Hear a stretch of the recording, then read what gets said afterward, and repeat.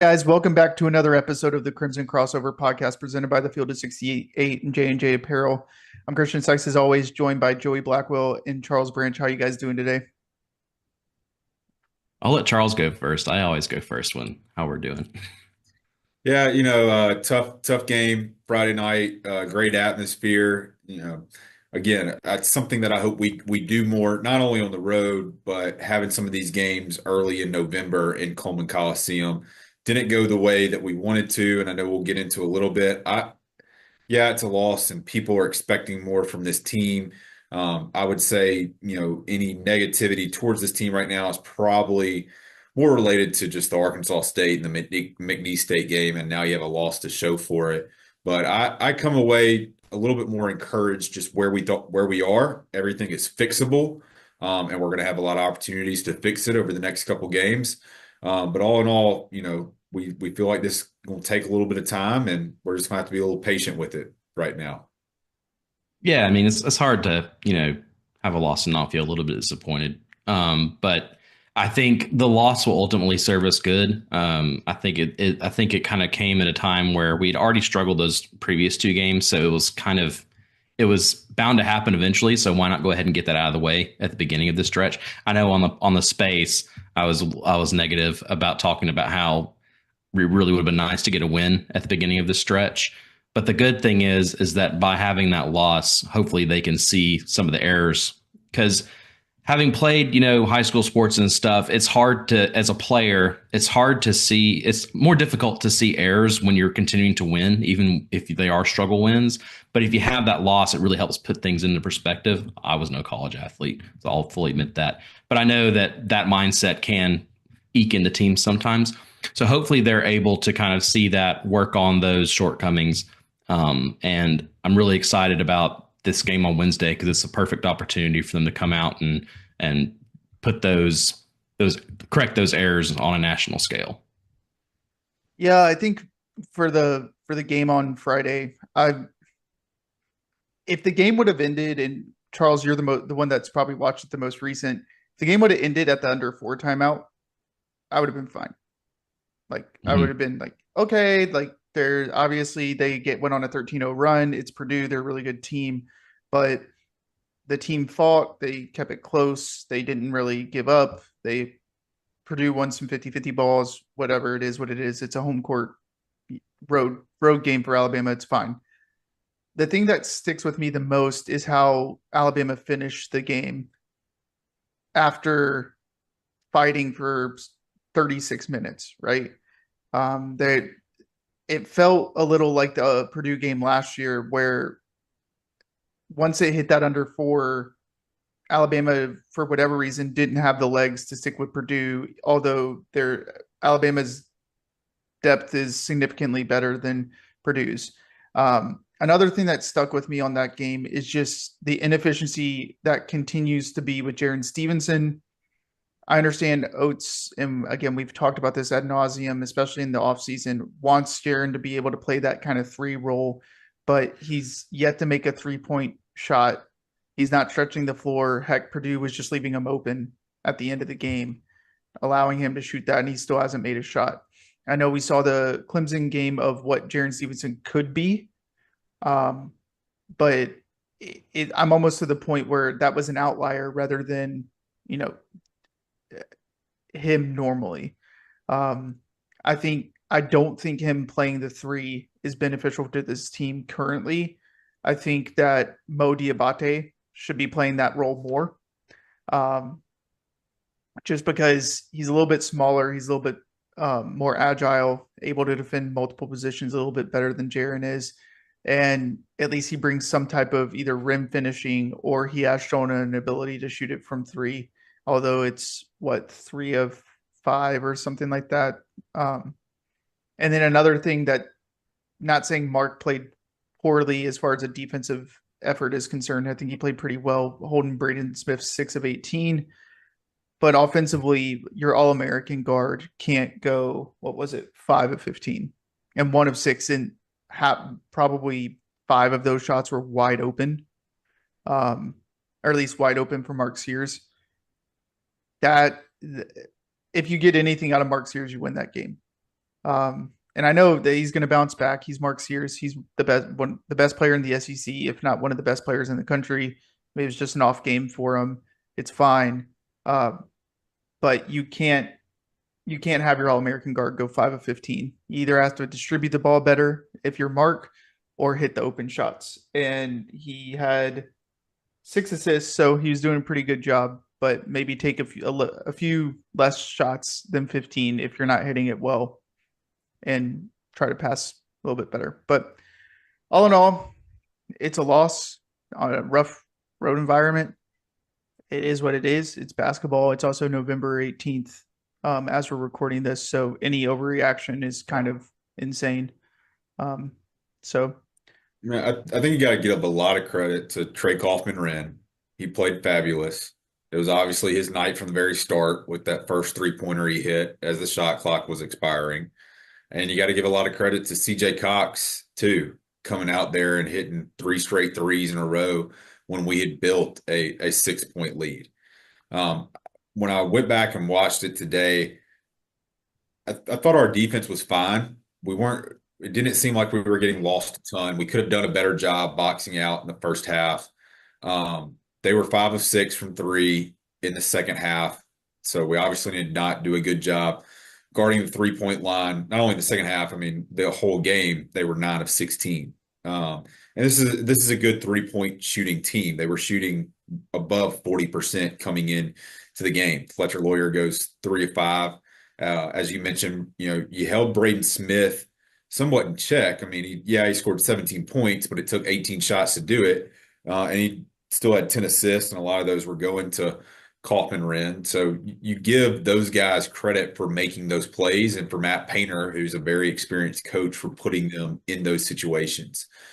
What I come away frustrated with on the defensive side, and this is something that has been part of our defensive philosophy, or just we haven't been a team that really turns the other team over a lot of times. So you come away from this game, Purdue only has 3 turnovers. Maybe that's to be somewhat expected because of having senior guards and experienced players. Their first turnover doesn't come until about like 2 minutes in the first half on a moving screen. The second one comes from a side out of bounds with a few seconds left on the shot clock where they were trying to lob play. It's our only steal of the night.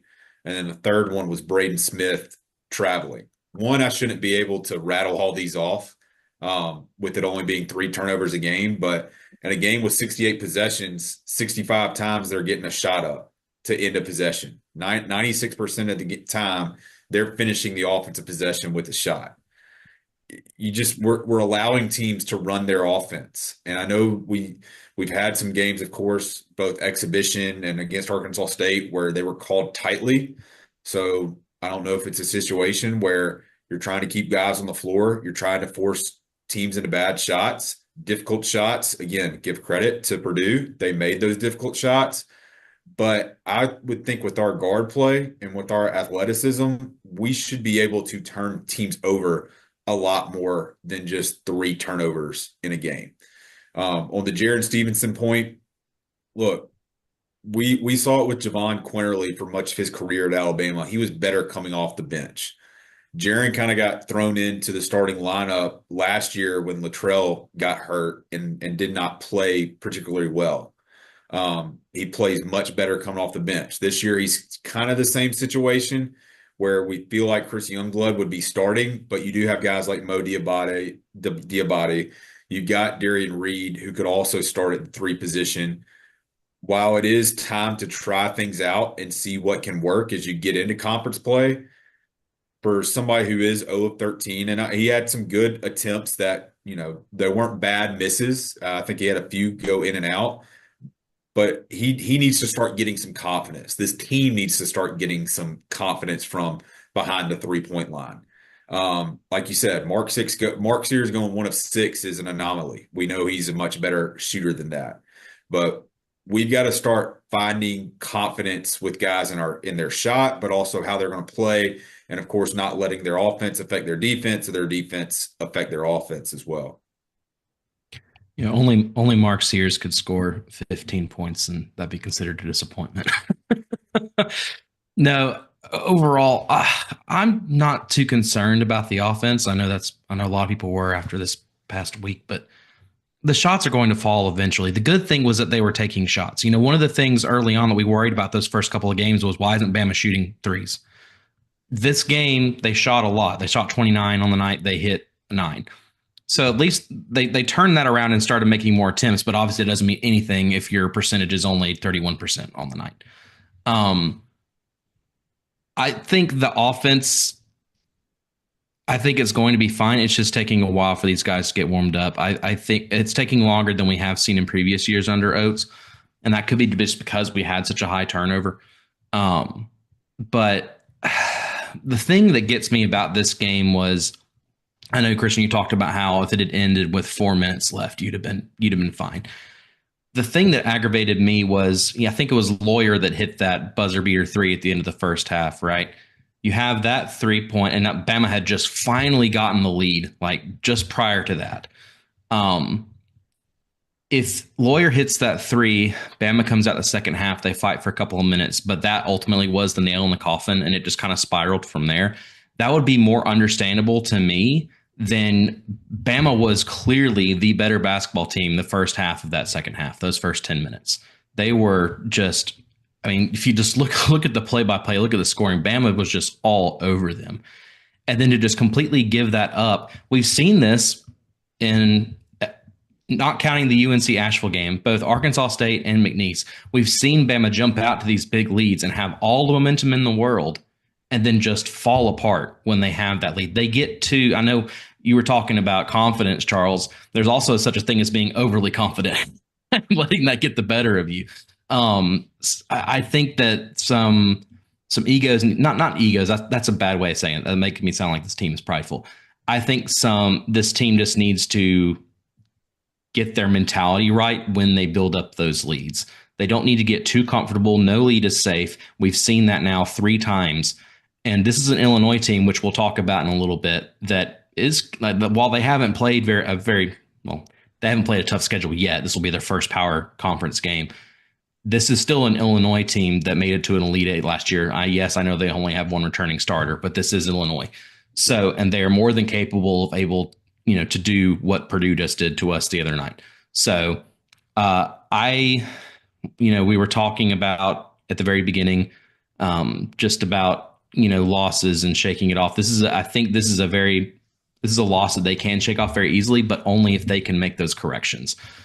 Fortunately, they did have 6 days in between these 2 games, so they did have a whole weekend to figure things out. I still have confidence in this team. Maybe in mid-December, I'll look back at my folly and say, what was Joey thinking? But right now, I think this team's going to be fine as long as they treat this seriously and correct those mistakes. Well, and last year's team had a tough time too of putting teams away. You think about the first time against Clemson. We had a 9-point lead. Maybe it wasn't that high, but then of course Clemson comes back and wins that game. We had a lead in all 3 of those games of Purdue, Creighton, and Arizona, and lost all 3 of them. We had the lead against Tennessee at home late in the season and couldn't close that one out. We had UConn. We had a lead against Connecticut. Had a lead against Auburn by 12 at halftime the first time around in Tuscaloosa, won that game, but Auburn came all the way back and took a lead late in the second half as well. So I don't know if it's from a coaching standpoint. I don't know if, like you said, guys just having their mindset of when we get a lead, it's time to go win the game. It's not just, hey, we've got a lead so we can go play. Like, let's go finish the game. Let's go win the game right now instead of, just playing the game and giving a team confidence to get back in the game as well. If there was 2 additional positives or 2 positives in the game, of course, LeBaron Philon have played fantastic for his first true road test. Just played a great game. I'm not going to expect that from LeBaron every time out. LeBaron, I do expect a guy is going to be up and down, just as you would, just being a typical freshman. But I did think we also attacked the paint really, really well. We finished, I think, for 2-point shots, 17 of 34. So pretty much on line as far as what you want to be there. If you could be a little bit higher, that would obviously be great. Don't miss your dunks down low. I know Cliff had a pretty easy look late in the second half that he missed. That happens. That's basketball. but I really liked seeing us take it to Purdue down in the paint and the ball movement down there as well, as far as short rolls and hitting guys on the block and lobs and stuff like that. I was really encouraged with the offensive movement from what I saw during the game. And again, there were pieces. You can see the pieces. Now, can we just put a full 40 minutes together and this team play like we feel like they're capable of playing? Well, and there's a couple of other things that I want to point out as positives. One, Alabama had 8 turnovers. When's the last time Alabama's had 8 turnovers in a game? And they shot 87% from the free throw line, which had been an issue for them. Yeah. And then the other positive I would say is Cliff Amori. He had 4 blocks in that game. I actually didn't even realize that it was 4 blocks until I was looking at the scoreboard, or the box score right now. While we didn't force a lot of turnovers, when they got to the rim outside of Kaufman-Wren, like they had a hard time scoring at the rim. Kaufman-Wren, I think that's just a lack of adjustment from the defensive perspective. They consistently got to his right shoulder or left shoulder and let him do that little spinning hook that he kind of was doing against us the entire game. If you go to his right shoulder, make him go left, I think that's a very different game. But it was consistently, we were on his right shoulder or left shoulder. He would spin to his right, do a hook shot. It would go in more than 50% of the time. The guy shot 23 shots. I think that's that's a fixable thing. I do think that we saw similar shades of last year of Grant Nelson, of him not being able to defend the post. And Kaufman-Wren's a good post scorer, but Grant looked completely outmatched. They basically tried to keep subbing Cliff for Grant when Kaufman-Wren came in, but then Cliff got in some foul trouble. He got banged in an area that you don't want to, as far as getting hit in the family jewels, I guess. But overall, I was thoroughly impressed with Cliff's game outside of the missed dunk. The free throw shooting is another positive, and the turnovers. I mean, Mark had 4 turnovers. I think Mark just had a bad game, but the rest of the team, they had 4 turnovers as well combined. So that's positive. And then obviously LeBaron Filan, I don't expect him to go 70, 75 every game. If he does, then he might be the number 1 overall pick in the draft next year. But he's showing signs of kind of the things that we heard about in the offseason. So all in all, I don't think it's such a bad loss as kind of what people put it out to be. It's not the end of the world.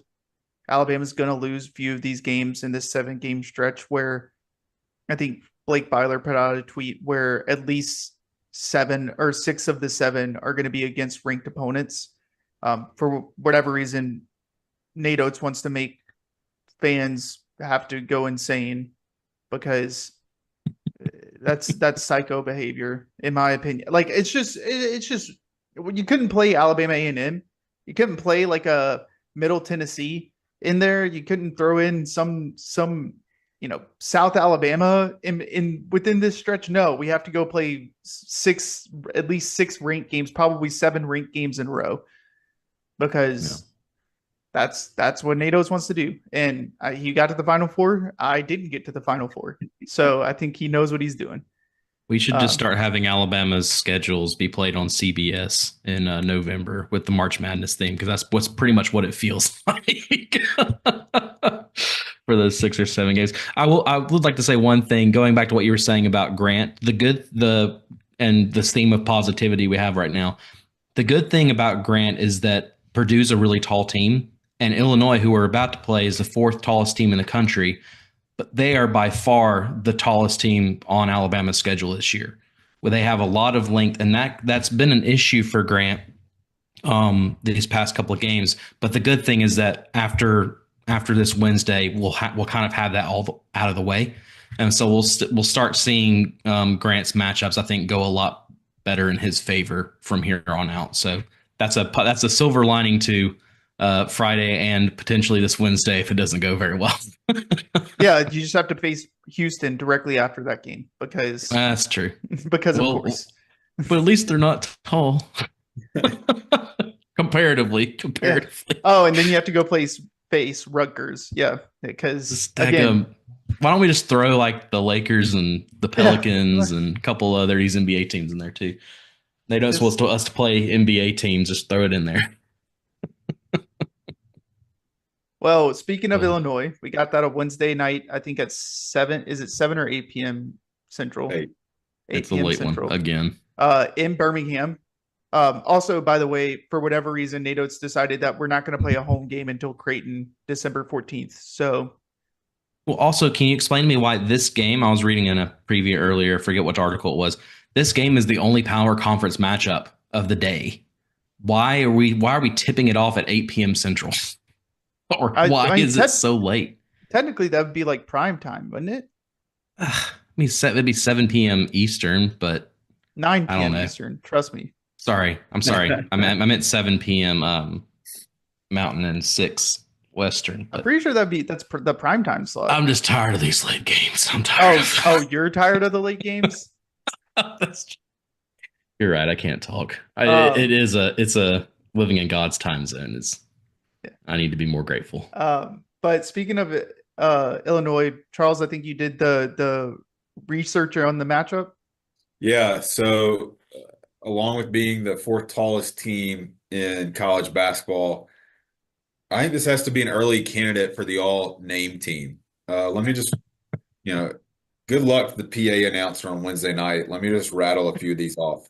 We do start with an easy one, Will Riley, who's been phenomenal for them starting the year, shooting almost 70% from the 3-point line, averaging 17 points a game. Then we go to Tomislav Abisic, who's also averaging 17 points a game. And just off of what we were just talking about with struggling in the post defensively, to what Joey was also talking about, we are going to be tested again very quickly against this team. He averages 17. The next guy is Ben. Uh, this is the only one that I feel like I'm going to struggle with. Hummerchaus is what I'm going to go with. But he's also averaging 13 points a game. Then you got Dre Gibbs Lawhorn. He's averaging 10. Then you got Kasparis Jakunis, and he's averaging 9 points a game. And then you got Trey White. And then you got Killian Boswell, who transferred from Arizona, who was a key contributor for them last year as a number 2 seed. So you've got a really good team that's also coached by a really good coach in Brad Underwood. Came over from Oklahoma State after having a very successful stint at Stephen F. Austin. Took him a little bit of time to get it going at Illinois, but in the 2020-2021 season, had them as a number 1 seed in the NCAA tournament, eventually lost to Loyola Chicago, but they've consistently made the tournament. As was mentioned, made the Elite 8 last year before bowing out to Connecticut. But I expect, when we talk about challenging ourselves, this will be a different challenge. This is also a team that plays with a pretty good tempo. So their bigs should be able to run with us as well. It's not necessarily a situation where we've played teams with some size and we try to speed up the game and see if they can sit a little bit. I expect these guys to be conditioned and be able to play with the pace. But a great opportunity in Birmingham. For years, we've really struggled in Birmingham, obviously with the NCAA tournament being there and then the Liberty game, we've gotten on a winning streak. But, prior to Coach Oates getting to Alabama, we had a lot of games in Birmingham that we would not win. And I always thought these were some of the most crucial games early on in the season because a lot of the fan base does live in Birmingham. And so when you come and you have a game in their backyard and you don't win it, then people don't get as excited to go drive an hour to Tuscaloosa and then drive back. You don't necessarily have that situation anymore because of where Coach Oates has taken this program. But these are great opportunities to excite the fan base, to get more people willing to come down for 6 o'clock, 8 o'clock conference games when you get in January and February and make sure that Coleman Coliseum is a tough place to play every night, just on the weekends. So this game on Wednesday, I think, is not only is it really important because we're playing a good team, but it's important because of where it is and an opportunity to continue to keep the fan base excited about what this team can be, as we go throughout the season. The tough thing about this team right now is that it's kind of hard to predict how they're going to match up against Alabama because of the schedule they've had so far. They played South Illinois, Edwardsville, I believe, and they are 304th in Ken Palm. Eastern Illinois, which is in the 340s in Ken Palm. Then their toughest opponent of the year is Oakland. And that being said, they've dominated all three of those teams. They played really good games. But one of the strengths of this team so far has been their defense. They measure, I think, they're 8th in the country in effective floor defense. They're 13th at defending the perimeter, which is something that Alabama's definitely going to need to overcome if they're wanting to shoot well. And if they need to have a game to come out and shoot the three well from, this is going to be a tough game to do it. But the good thing is that if they are able to do that, that'll set a good precedent, I think. Illinois right now, they're averaging scoring a bucket on about 57% of their trips down to their offensive zone. Which is good. I mean, it's not elite, but it's solid. But the thing that also gets them is that they draw a foul on 50% of their shooting possessions, which is something which I think that's second in the country. So, and we all know Alabama's had some issues when they face teams that are really good at, getting the fouls called their way. So overall, the difficulty is, like I said, you have to keep this all into perspective because of the opponents that they've played, but this is still a very solid team. Purdue is a really good team, but they do have their shortcomings when it comes to athleticism. Illinois is kind of the opposite. They have a very athletic, very, solid roster. They're very, they can be very fast. I think that it would be nice if Alabama was playing a team right after Purdue that had a kind of the same strengths and weaknesses as Purdue did, but that's not the case. I feel like Purdue really is a completely different team than Purdue, and a lot of their strengths are stuff that Purdue lacked in, so it's going to be a difficult adjustment for Alabama. But that being said, with this being Illinois' first Power 5 game, I really like Alabama's chances. I think, like we talked about earlier, I think the loss is going to play into it here, and I think that they're going to be motivated, especially with it being in Birmingham. So I like our odds in this game. That being said, Illinois is not going to go down easy. There's going to be this would not surprise me. This is a game that Bama trails for a good bit. It's going to be a close one. So a couple of things. One, would you call this a must-win game? I wouldn't. I wouldn't have. I almost would.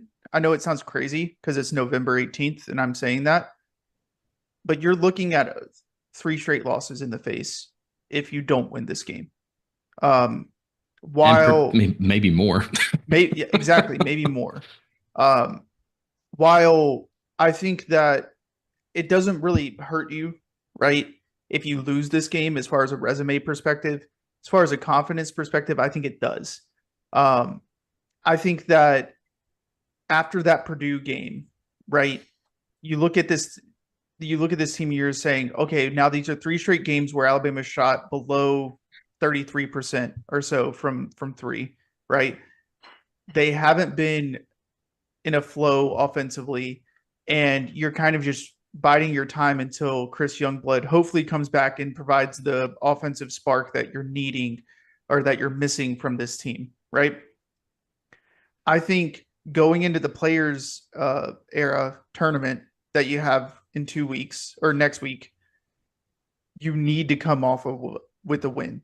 Otherwise, there's a strong possibility, and I think even with the win, there's a strong possibility you lose to Houston, and then now you have to go play Rutgers, and then most likely a Oregon team or a Creighton team again. And so you might play Creighton in 2 out of 3 games. So I almost call this a must-win game. I also think for this team, them not seeing the number 2 next to their name is good. I think that they are resting on those preseason expectations a little too much, assuming that they're going to win games instead of going out and playing games. I think last year's team also struggled with that a bit. I think Latrell Wrightsell going down was the ultimate reason why they finished the season with going into the NCAA tournament so poorly.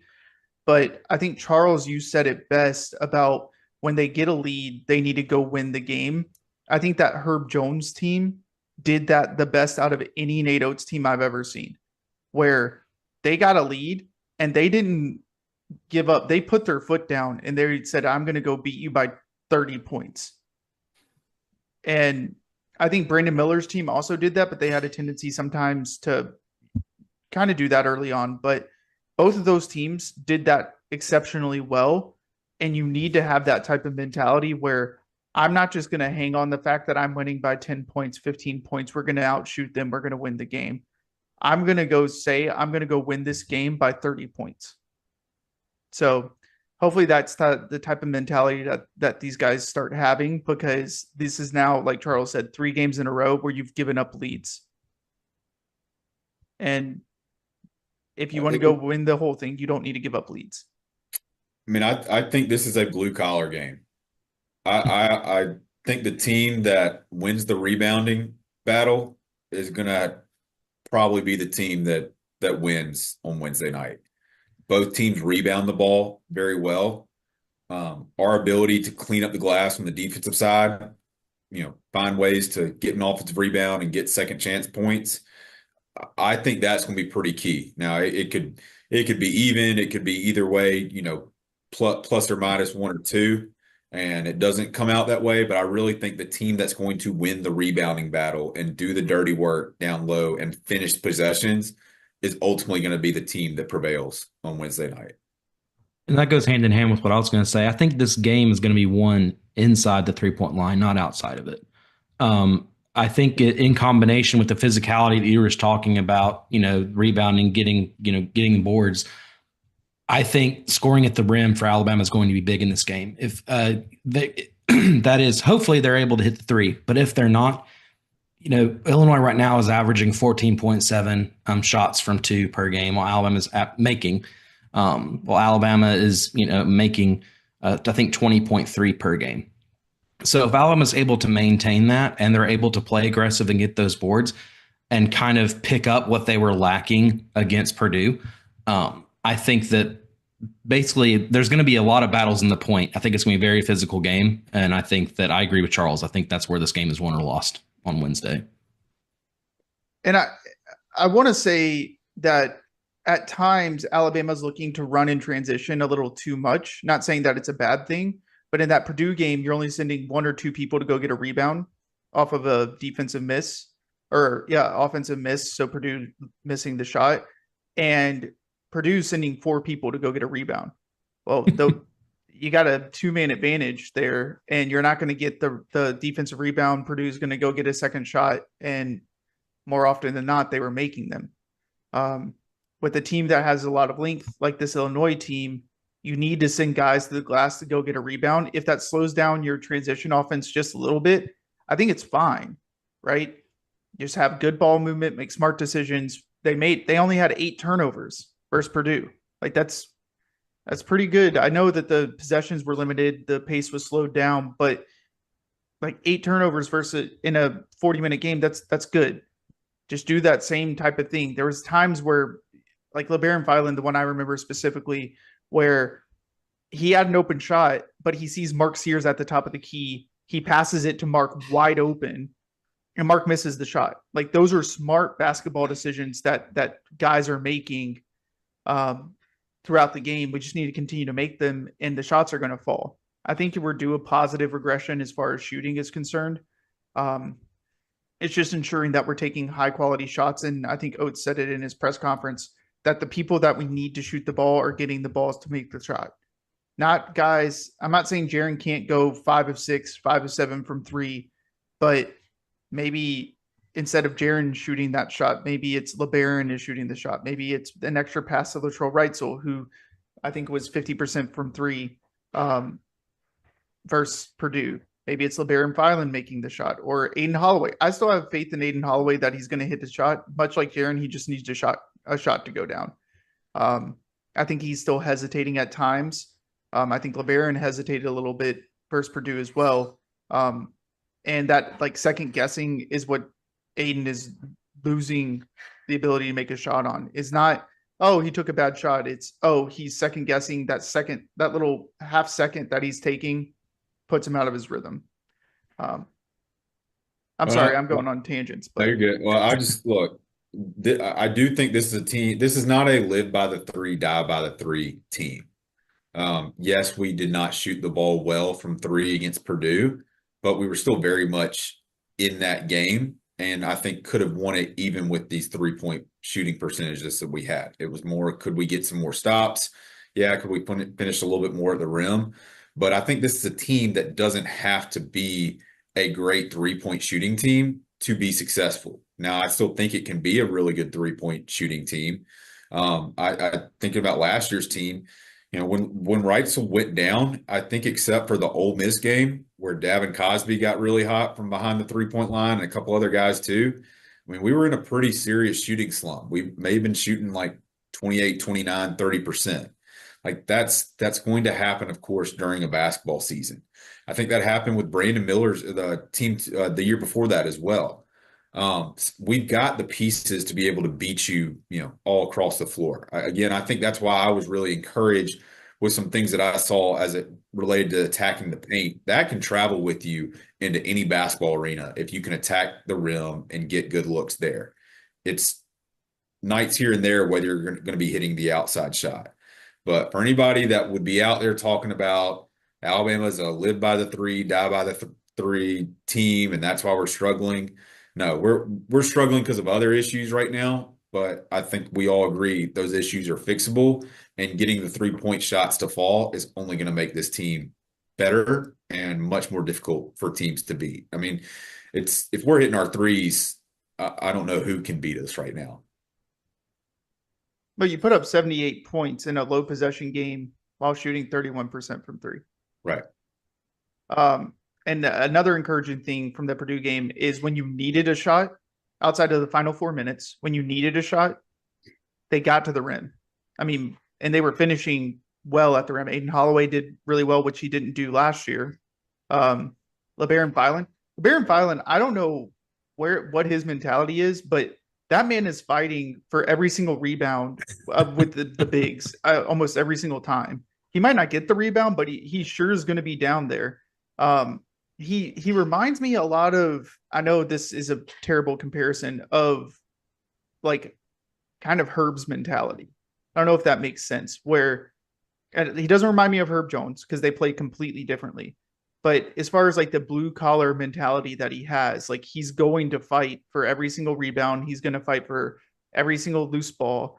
I really wish that he would not do a better job, but I really wish that he could get in the passing lanes a little bit more, because he does have the length as far as wingspan to kind of get a little bit more steals, be a little bit more aggressive. I think he got an unfortunate whistle at times versus Purdue, but all in all, like just the type of mentality that him and like Mo Diabate have is the kind of mentality that the kind of gritty mentality that this team needs in order to kind of have the success that they want. And I think this is what the Purdue and I think the McNeese State were two games where I know we lost the Purdue blue collar point battle, but I think the McNeese State, it was pretty close to being lost as well.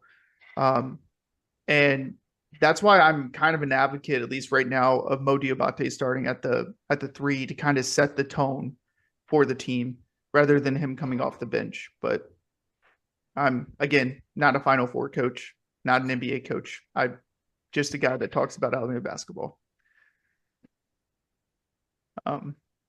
Well, we got the guys to do it. I don't have any problem with what they've been doing as far as lineups. Because yes, if a lineup with Cliff, Grant, Jaron, and two guards works out, it only makes it that much harder for teams to beat us. And there's still the possibility that it could work out, but we got to get production from the three spot, and we just haven't gotten consistent production yet. And we've got guys who can do it, and I would even include Jaron in that group of guys that can do it. But we're not to that point in the season where we have to have it, but I think from a confidence standpoint, everybody'd like to start seeing it. Well, guys, did I miss anything? Did we forget to talk about anything? We got I three don't new think so. commitments to the program, or not Mm. commitments, but signings. Yeah, I guess we got one new commitment, Hannah. Yeah, yeah, Um, that's good. I think he plays like the That two was that slash was the three. good news before the Purdue game. Yeah, I think he plays as like the 2/3 for us. And then Jemison, one of them plays like the 3/4. Maybe I don't know if that's in London or if that's Allen. It might be Allen. I can't remember. Um, but basically, what I'm trying to say from all of that, it looks like that we're going to probably go get another transfer portal guard out of the, and then we're probably going to get another big. Not probably, we're definitely going to get another big, um, with Grant and Cliff going out. So will be interesting to see what the kind of off-season turnover looks like with Chris Youngblood leaving, Mark Sears leaving, Grant leaving, Cliff leaving. Hopefully, hopefully not, but also hopefully LeBaron leaving, and maybe Darian Reed as well. So, interested to see kind of what that looks like. But And the expectation is we'd probably go find another high school player or two as well. yeah, And yeah. that's not talking about AJ. But give up on AJ. Everyone Yeah. that's listening to this, give up on AJ. He's going to BYU. We're not going to pay him enough. I've had people ask me about AJ, whether or not he's coming every single day in the last like 2 months. He's not coming to Alabama. If he comes to Alabama, then he's not taking a $5 or $6 million NIL deal, which I think would just be dumb from his perspective. But I'll definitely eat my words if he does end up coming to Alabama. That would be the steal of the century. But I do not believe he's coming to Alabama, and I would give up on the dream. So, But there are other good players out there that we're in for, and so just we're not done in the high school ranks. And of course, once the season's over, it's transfer portal probably be wild again. yeah. All right. Well, I think we're good to end it there. As far as our schedule, we'll have a post game space after the Illinois game. I'll be really tired, but we'll do it. And then we'll definitely record a podcast on Sunday to go over the players era. And I think we're going to also do a pregame space because people asked us to do a pregame space for Houston. And I think that that'll just cover all of our spaces for the week until we get to that next Sunday. I think instead of doing a podcast, we'll probably just do a recap space. And then I don't know when that North Carolina game is. I think it's the following Saturday, right? December 4th. I think it's a Wednesday night. Oh, so they're going directly from the players era to yeah. You thought they were going to have a break, Christian? No, apparently not. Although there will be a 10-day break between the UNC game and the Creighton game. So yes. But yeah, that's kind of our schedule. And other than that, we'll put out any new announcements that we have with anything. Like always, shop J&J Apparel. Be sure to like and subscribe to the video. Subscribe to our YouTube channel, podcasts on Spotify and Apple. And then subscribe to Field of 68. They're doing rankings, they're doing analysis. I think they have like a daily Field of 68 newsletter that you can sign up for, something like that. Bunch of different things. But other than that, I think we're good. Sign off and roll tide. Roll Tide. Roll Tide.